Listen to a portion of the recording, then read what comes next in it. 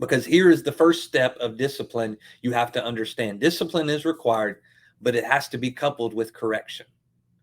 Otherwise, you're just disciplining to discipline. This is where a lot of people are stuck, especially if you come out of a broken home where maybe you were physically assaulted, where you were just disciplined all the time and there was never any correction. There was no purpose in the discipline other than they just wanted you to do what they wanted you to do.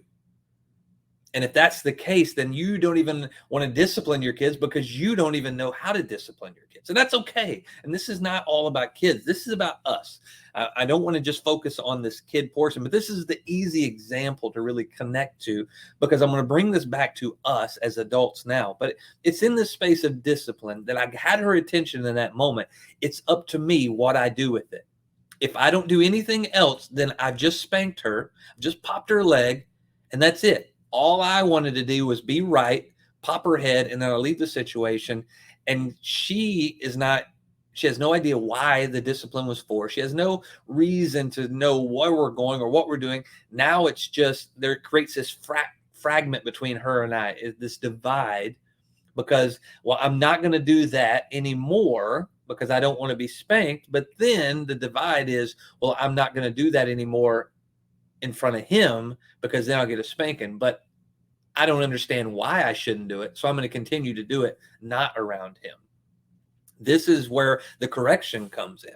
Now, I see this a lot on the opposite end of this is there's no discipline, all correction. So in that place, the correction, oh, you shouldn't do that. Now, this is what you should do, but you didn't get their attention. So they're like, I'll do it again because all I'm going to get is, you shouldn't do that. You should do this. But realistically, my way is, I'm going to do it my way, whatever.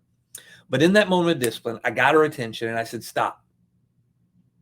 I said, now that I have your attention, I'm not mad at you. I didn't do that because I'm angry at you. I did that to get your attention. I did that to stop what you're doing. I did that to let you know this is wrong. I'm not going to honor this. There's no respect in the way you're talking. So I have your attention now. Now let's talk about the why. And it was in that moment growth occurred. Connection occurred between her and I. I've not had to spank her since. Now there's moments that I probably could have because our emotions can creep in. But in those moments, what I'm really trying to do is I want your attention. And now let's talk about the growth. So now for us as adults, this kind of been where I've been at. It took some discipline, which I kind of lost. I was doing a lot of good things. I was doing preaching sermons. I'm doing a lot of things with the church, doing a lot of things with the Founder Collective. If you don't know about that, it's another podcast I'm a part of. I'm doing those, but what I was doing is not being disciplined in my own platform, in my own thing. And in this place, I had to get my own attention. You know what got my own attention?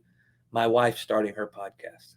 I've been telling her for a while. She's come through a journey, a testimony of a lot of struggles in her life. And if you are one that struggles with stress and anxiety, I would encourage you to go listen to the Breath and Beat podcast. This is her personal podcast, her story about how she's overcoming that and connecting with people to let them know that you can't do this alone. The story is to bring us together and help us grow out of it. You don't have to live an anxious and a life that's dealing with depression and all that. There is hope, but you've got to find people who give you hope, people that will connect you to, I believe, God, the number one hope giver that will help us walk through this. So her doing her podcast, I'm sitting back. I'm like, yeah, we're doing my sermons. The podcast is going out. People are getting it. And in my back of my mind is like, yeah, but why aren't you doing more? You got yourself spread thin, but you're not doing the thing that's got your name on it. You're not doing the thing I called you to do. So as I got my whipping, I began to set and pause. I got my attention. I wasn't going to just jump back in on here and just do it to do it. What am I doing this for? What's the correction moment? Getting back to the heart of why we started this In the Red podcast. And what is that? To let you know that you're seen, you're heard. To let you know that I've been there, I've done it. To let you know that I'm a pastor, but that's just a piece of the puzzle. I'm not this super spiritual dude that gets in here and wears a 3-piece suit and just talks King James Version all the time, and I can't connect to you where you're at. Because I believe in the conversation piece, the connection piece. That's where everything lies. And through that conversation connection, guess what? There's an accountability that develops. And I've not been holding myself accountable. But it took the discipline of someone else, of watching that, witnessing. It took people, and I'm going to name drop on here, but my buddy Brad Modrich, if you don't know him and follow him, this man is an amazing dude, business starter, doing it well. He represents Allentown's. I was raised out in Walnut Ridge. Sorry, that was a LL Cool J reference. I said I wasn't going to spit bars, but I did. But that's my dude. And his life, if you watch him, if you're on Instagram or Facebook and you're connected to him, this dude lives a disciplined life. And I'm watching it and observing it, and it's pushed me to be better. I'm surrounded by a group of dudes in my Warriors for Christ group that continue to challenge me in their discipline. So other people's discipline begin to discipline me. And it was done in such a way, it wasn't like an accusatory. They never accused me or attacked me. Like, why are you? It was, but I watched them and their discipline begin to discipline me. I began to get whooped in my mind because I knew I should be better. And in that correction moment, it began to shift and change me.